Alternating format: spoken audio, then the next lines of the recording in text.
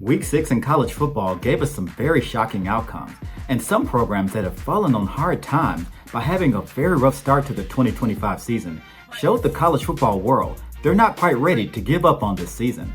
We also witnessed some other well-known programs that showed some flashes of prior greatness as they make a legitimate push toward the college football playoff. The UCLA Bruins are in the midst of one of their most miserable seasons in their program's history.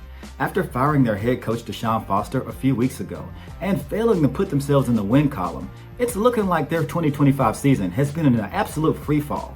As the Penn State Nittany Lions suffered a heartbreaking overtime loss at the hands of the Oregon Ducks in the previous week, they were looking to get back on track, and experts and odds makers alike had them as a 25-point favorite against the UCLA Bruins that had yet to find themselves in the win column this season. What many predicted as a routine beatdown of UCLA at the hands of the Penn State Nittany Lions, we saw a hard-nosed dominant brand of football by UCLA that we haven't witnessed all season as they shocked the college football world, leading at halftime 27-7.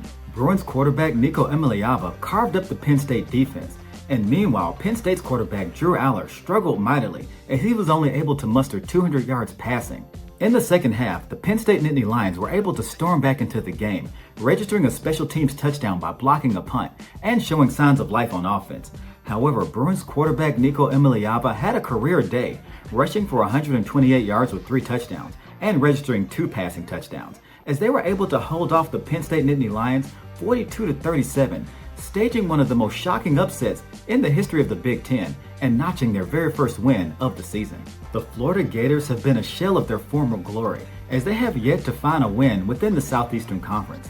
Meanwhile, the Texas Longhorns, led by quarterback Arch Manning, has been under immense pressure to perform as they face the Florida Gators as their very first road test of the 2025 season. Going into this matchup against the Texas Longhorns, Florida's head coach Billy Napier has been under intense scrutiny and criticism. However, the Florida Gators were able to rise to the occasion as they led the entire game. Meanwhile, the Texas Longhorns, led by Arch Manning, struggled mightily on offense as they were exposed by the Florida Gator defense as he was under intense pressure, forcing him into 2 bad throws that led to interceptions, and he was sacked a total of 6 times.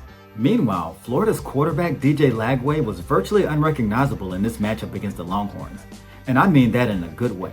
Prior to this matchup, DJ Lagway had only mustered 5 touchdowns with 6 interceptions and one of the lowest quarterback ratings in the Southeastern Conference. In the matchup against the Longhorns, DJ Lagway passed for 300 yards with 2 touchdowns. Despite a late fourth quarter rally by the Texas Longhorns, Florida was able to hold off their opponents, winning the game 29-21 and notching their very first conference win of the 2025 season, and saving their head coach Billy Napier's job, at least for another week. The Alabama Crimson Tide suffered one of the most improbable upsets last year during the 2024 season at the hands of the Vanderbilt Commodores, and that shocking upset may have been an indication that the Crimson Tide dynasty may have come to an end.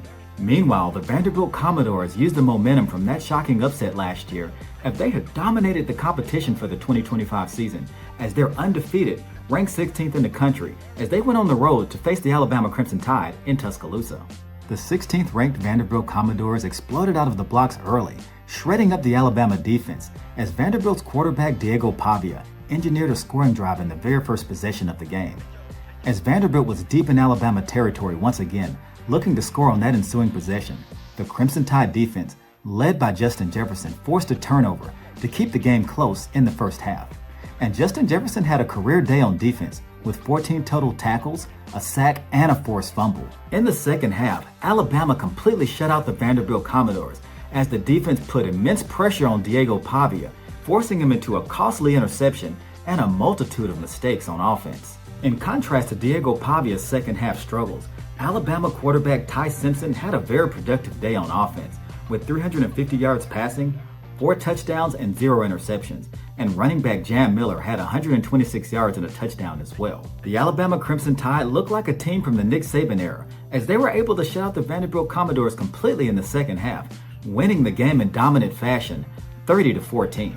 The sports writers and the experts predicted that the marquee matchup of Week 6 would be between the Florida State Seminoles and the Miami Hurricanes.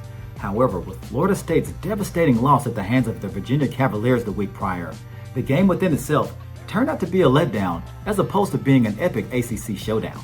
The game itself was equally as underwhelming, as Miami's quarterback Carson Beck dominated as he threw for 250 yards, 4 touchdowns, and 0 interceptions.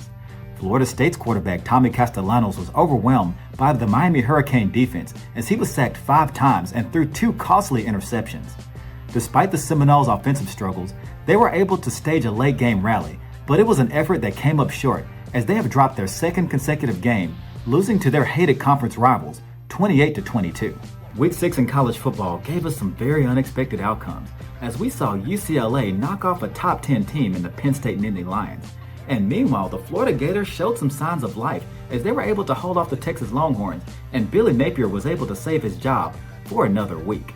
In addition to this, we witnessed some programs that are typically blue bloods that have been struggling with mediocrity dominate their competition this weekend, returning to form, and they find themselves in the driver's seat in the road to the college football playoff. What are your thoughts about the matchups from Week 6, and what are your predictions for the month of October as we separate the pretenders from the college football playoff contenders? Remember to hit that like button and join our community by subscribing to the channel. And by subscribing, you'll never miss an episode of College Football Legends. Until next time.